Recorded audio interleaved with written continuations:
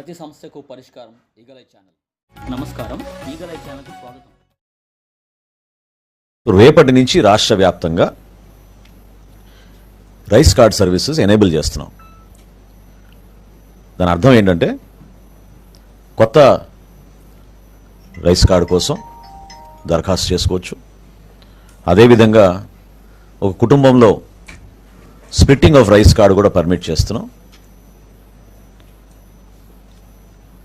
అదనంగా కుటుంబ సభ్యులు చేరినప్పుడు మెంబర్ ఎడిషన్, కుటుంబ సభ్యుల్ని యాడ్ చేసుకునే సౌకర్యం కూడా కల్పిస్తున్నాం. అన్నిటికన్నా ముఖ్యం అడ్రస్ మార్పు కూడా రేపటి నుంచి అవకాశం కల్పిస్తున్నాం.